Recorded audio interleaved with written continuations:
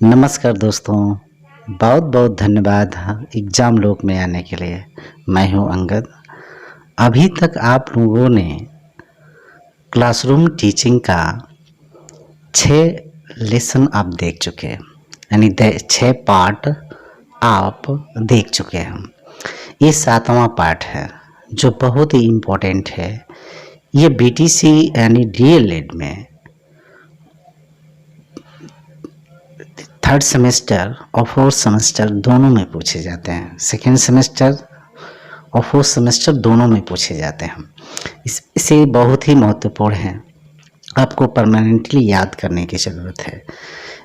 Lesson start करने से पहले मैं आप लोगों से एक रिक्वेस्ट करना चाहता हूं कि यदि आप नए हैं तो हमारे चैनल को सब्सक्राइब कर लीजिए, लाइक कर दीजिए और शेयर कर दीजिए।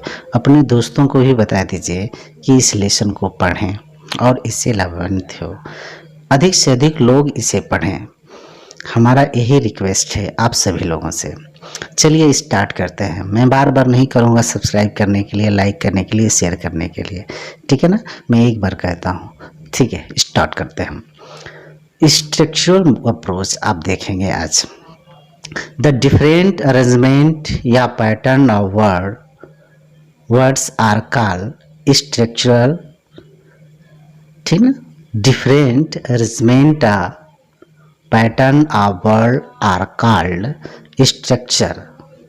Structure may be complete sentence या form part of large pattern. For example, यानी डिफरेंट अरेंजमेंट या pattern of word are called structure, यानी वर्डों का जो विभिन्न तरीके से पैटर्न बनाई जाती है, अरेंजमेंट रखा जाता है, व्यवस्थित की जाती है।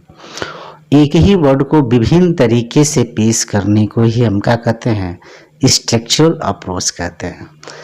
स्ट्रक्चर में भी कंप्लीट सेंटेंस, वो कंप्लीट सेंटेंस भी हो सकता है। Form of part large pattern, और बड़े से बड़े सेंटेंस के भी पार्ट हो सकते हैं। जैसे एग्जाम्पल के रूप में, जिससे हम यहाँ देखा जाता है हरी इज हियर, हरी यहाँ है। अब इसी को हमने क्या कर दिया, इज को पहले कर दिया। इज हरी हियर, देख रहे हैं, या हरी हियर हरी इज।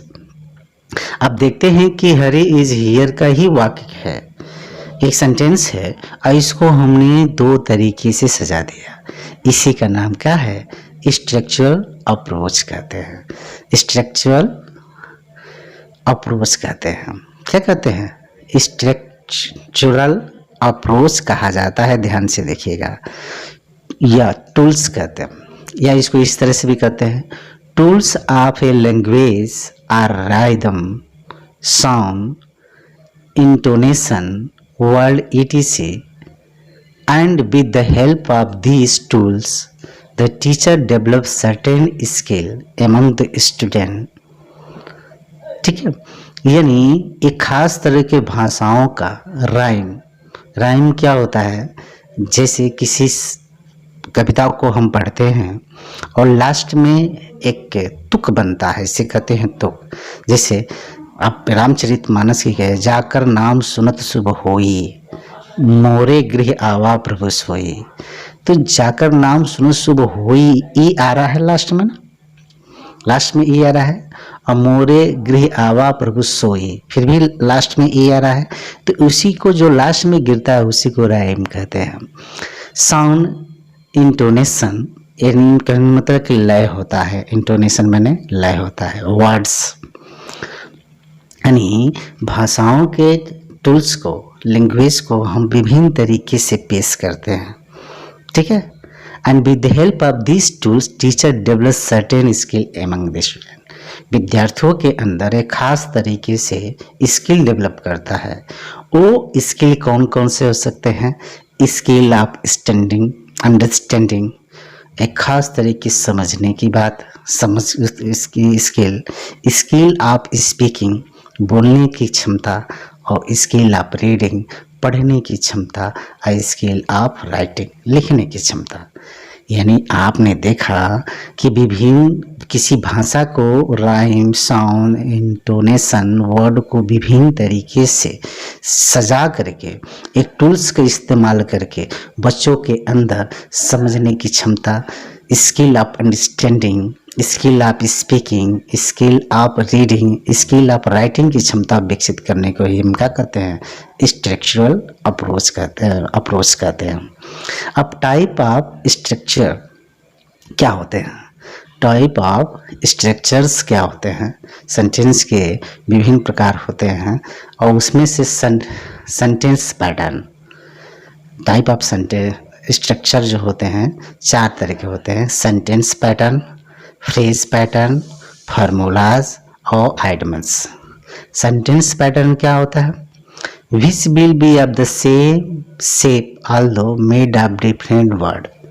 वो सेम शेप होता है लेकिन उसमें से कुछ खास वर्डों को हम रिप्लेस करके उसको हम सेंटेंस पैटर्न को कन्वर्ट करते हैं। कैसे, एग्जाम्पल के रूप में देखिए, Ram goes to school, Ram घर जाता है, राम गोज टू स्कूल इसने देख दिया। अब इसी को student can make many sentence like, इसी तरह के बहुत सारे सेंटेंस बच्चे बना सकते हैं। जैसे राम गया तो उसको समझ में आएगा राम, तो अगर कोई जाता है तो हरी भी जा सकता है ना, हरी गो टू स्कूल, यानी इसके जगह राम की जगह पे इसने क्या कर दिया, हरी रख दिया। एक सेंटेंस और बन गया, Sita go to market, Sita market जाती है। अब इसी में दे गो टू मार्केट, वे मार्केट जाते हैं, सीता जगह पे क्या रख दिया, दे रख दिया। उसी राधा गोज टू बम्बे, राधा बम्बे जा रही है तो सीमा गोज टू बम्बे भी हो सकता है, ठीक ना। तो इस तरह के वो सेंटेंस को क्रिएट कर सकता है, यानी एक सेंटेंस वो ठीक ढंग से समझ जाता है तो दूसरा टर्न से सेंटेंस ऑटोमेटिकली वो बना सकता है। इसी का नाम क्या है, स्ट्रक्चरल अप्रोच कहते हैं, ठीक है ना।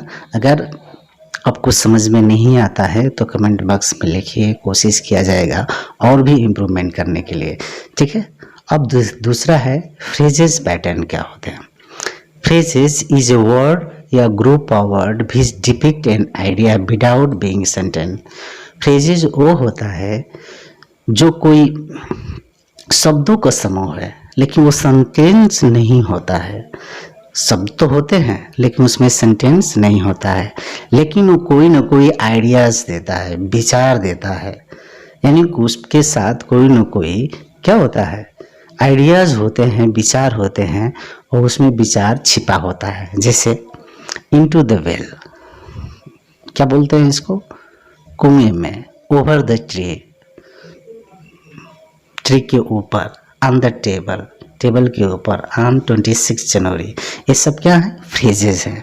यानी देखिए जब इस तरह से बातें करते हैं, इनटू द वेल एक आइडिया है, कोई ना कोई चीज़ को अर्थ व्यक्त कर रहा है लेकिन कंप्लीट सेंटेंस नहीं है, कंप्लीट सेंटेंस नहीं है। कंप्लीट में जब कोई सेंटेंस में के सब्जेक्ट होता है, क्रिया वर्ब होती है, क्रिया होती है, ऑब्जेक्ट होती है, एक न वर्ब है न क्रिया है न ऑब्जेक्ट है, ठीक है ना, न सब्जेक्ट है इसमें, लेकिन इसका कुछ न कुछ मतलब निकल रहा है, समथिंग मीनिंग है लेकिन नॉट कंप्लीट मीनिंग है।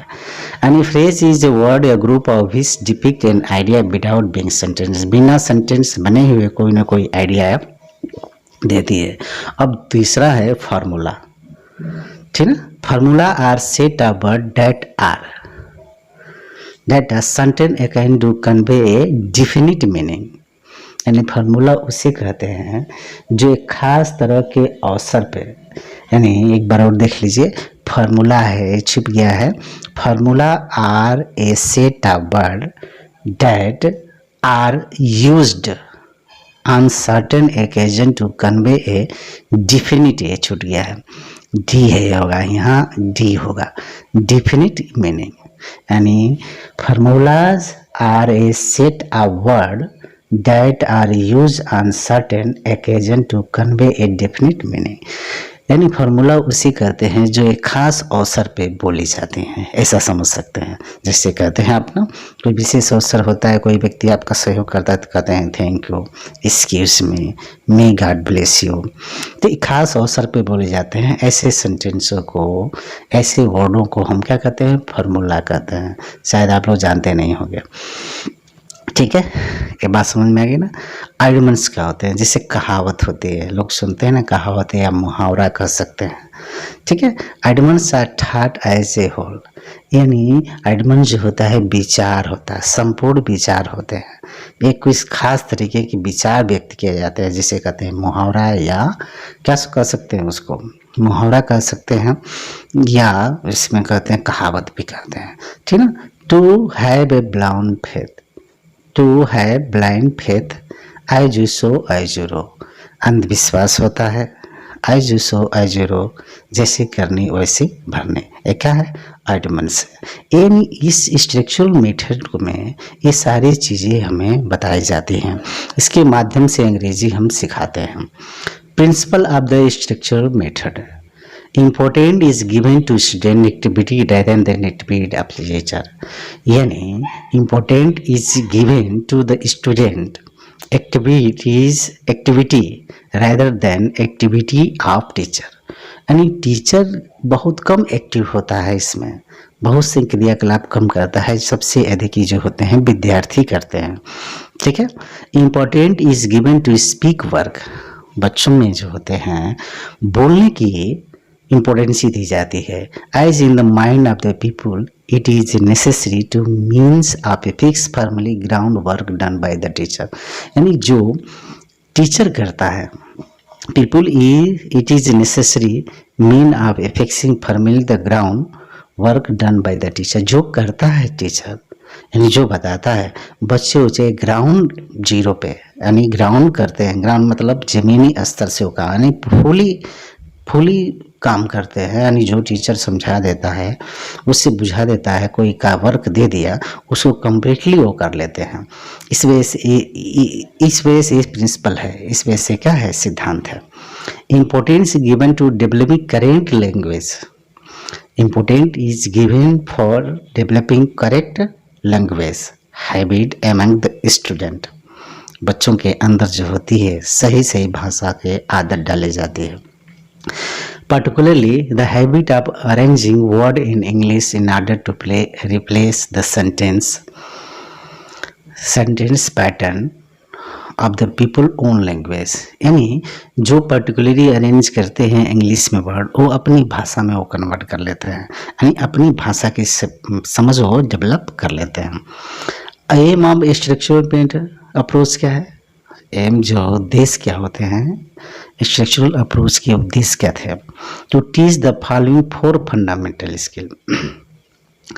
पहले जो होते हैं उद्देश्य है कि 4 तरह के फंडामेंटल स्किल उसके अंदर डेवलप करना, अंडरस्टैंडिंग समझ, रीडिंग पढ़ना, स्पीकिंग और राइटिंग, ये 4 तरह के उनका क्या है, एम्स हैं। दूसरा इसमें इसी में है to enlarge the vocabulary of student, शब्दकोश का ज्ञान का बढ़ाना, इसका उद्देश्य है।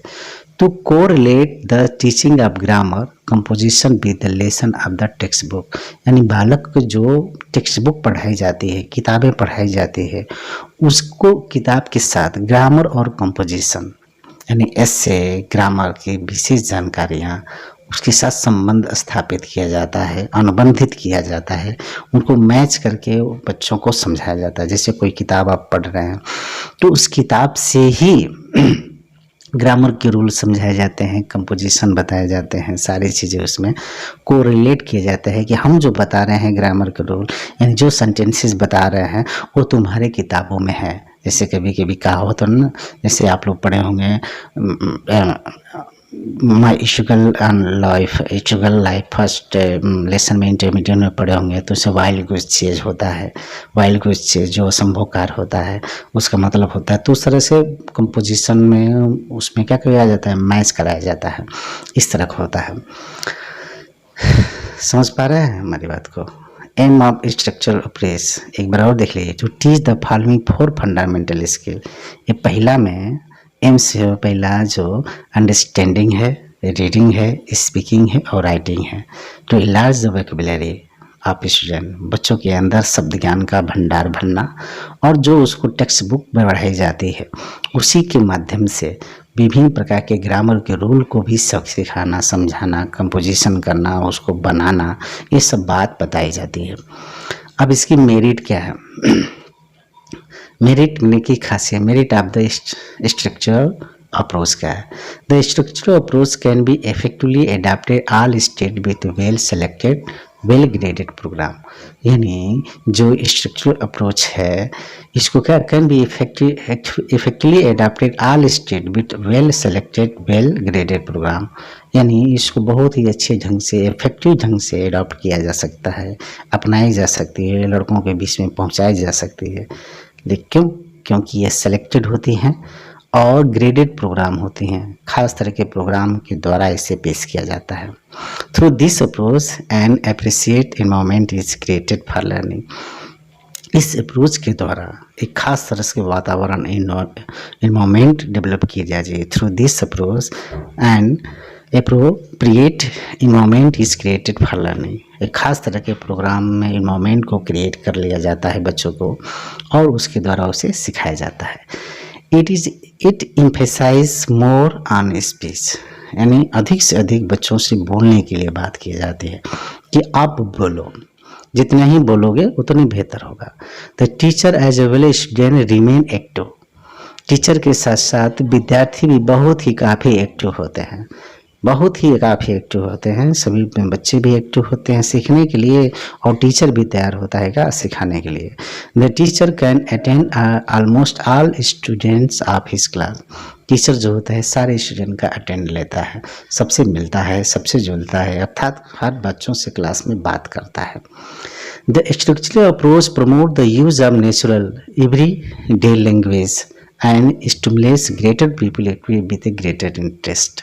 यानी हम टीचर जो होता है खास तरह से प्रमोट करता है उन सारे भाषाओं को, उन सारे वर्डों को प्रयोग करता है जो हम लोग रेगुलर अपने घर परिवार में, अपने घर में, द्वार में, परिवार में सब जो भाषा बोलते हैं, जो वर्ड प्रयोग में आते हैं उसका मैक्सिमम टीचर प्रयोग करता है। इसकी सबसे बड़ी विशेषता होती है कि हमारे घर में जो प्रयोग होता है, जिस तरह से बोला जाता है, जो हमारे परिवार में, समाज में, सोसाइटी में जो जिस तरह से बोला जाता है उस तरह से टीचर जो होता है इस मेथड के द्वारा पढ़ाने की कोशिश करता है। वो सारे वर्डों को बोलता है, बताता है जो बच्चे अपने घर परिवार में बोलते हैं आम भाषा में, ठीक है ना। तो इसका महत्वपूर्ण होता है। डीमेरिट, इसकी कमियां भी हैं। कोई चीज़ की विशेषता भी होती है तो कोई ना कोई इसकी क्या होती है, कमियां होती है। It is suitable only one the lower classes. यानी इसकी सबसे बड़ी डीमेरिट है, पहला छूट गया है। It is suitable only in the lower classes. यह छोटे बच्चों को ही पढ़ाई जा सकती है। Only well selected sentence pattern are taught through this approach. इस अप्रोच के द्वारा जो होते हैं एक खास तरह के सेंटेंस के पैटर्न को ही पढ़ाई जा सकती है, यानी हर तरह के पैटर्न को नहीं पढ़ाई जाती है। It is use really successful over crowded classroom. और एक सक्सेसफुल जो होती है ओवर क्राउडेड रूम में भी पढ़ाई जा सकती है। ये तो है बहुत ही काफ़ी ओवर क्राउडेड रूम में सक्सेसफुली ओवर क्राउडेड, यानी बहुत ही काफ़ी ओवर क्राउडेड रूम में नहीं पढ़ाई जा सकती है, गलत है। It is not really successful in over crowded room में होना चाहिए। तो ये ओवर क्राउडेड रूम में नहीं पढ़ाई जा सकती है, मैंने बहुत ही काफ़ी भीड़ हो जिस पे रूम में, उसमें नामुमकिन इसके पढ़ाना। It is over emphasize on the oral work and teaching of structure item. ये सबसे बड़ा जोर दिया जाता है बच्चों के अंदर ओरल वर्क। ओरल माने मुँह ज़बानी वर्क दिया जाता है बच्चों के अंदर, ठीक है। It is neglect reading of all type. हर तरह की पढ़ाई रीडिंग नहीं कराई जाती है, पढ़ते नहीं हैं बच्चे। ये है आपकी demerit. It is suitable only on the lower classes. ये सबसे बड़ी कमी है कि वो लोअर क्लासेस छोटे बच्चों को ही पढ़ाई जा सकती है इस तरह के, और ख़ास तरह के चुने हुए पैटर्न को ही केवल बताई जा सकती है। बहुत ही भीड़ भाड़ स्कूल विद्यालयों में इसे नहीं पढ़ाई जा सकती है। ये अक्सर जोर दिया जाता है ओरल वर्क पे, ठीक है, और ये निगलेक्ट की जाती है, हर तरह की रीडिंग नहीं कराई जा सकती। डीमेरिट हो गया। मैक्सिमम जो होती है इसकी विशेषता और डीमेरिट ही पूछता है। इसमें से डीमेरिट और इसकी मेरिट, यानी इसकी एडवांटेजेस और डिसएडवांटेजेस और प्रिंसिपल पर ध्यान देने की ज़रूरत होती है। और ये जो होता है बीटीसी के डीएलएड या बीटीसी के सभी सेमेस्टरों में, थर्ड सेमेस्टर और जो लोअर जो होते हैं, मैंने दोनों क्लासेस में आते हैं, सेकेंड सेमेस्टर और फोर्थ सेमेस्टर में भी आते हैं। ठीक है, इस चीज़ को ध्यान देना ज़रूरत होती है कि ये दोनों के प्रयोग में आते हैं और ध्यान दीजिए। ठीक है, और कोई शक, इसको रोक करके एक बार मैं धीरे धीरे घुमा दे रहा हूँ, आप सभी लोग नोट कर लेंगे, इसे अपनी कॉपी पे नोट कर लेंगे और जिससे आगे के लिए बेहतर हो। अब इसे रट जाइए एक बार क्रम से, 3-4 बार वीडियो देख लीजिए, आप लोगों को समझ में आ जाएगा, पूरा वीडियो समझ में आएगा, इसमें कोई दो राय नहीं है कि नहीं समझ में आएगा। ठीक है, राइट। हाँ, बंद करें। हाँ, बड़ी मेहनत से बनाते हैं। चलिए, बहुत बहुत धन्यवाद हमारे चैनल पे आने के लिए, और एक रिक्वेस्ट है, उसे करते रहिए आप लोग, सब्सक्राइब कर लीजिए अगर नए हैं, और या तो अपने शेयर कर दीजिए, पुराने हों तो शेयर कर दीजिए, और अधिक से अधिक लिखो, लड़कों के बीच में पहुंचाइए, बच्चों के बीच में पहुंचाइए, जो सभी लड़के पढ़ें।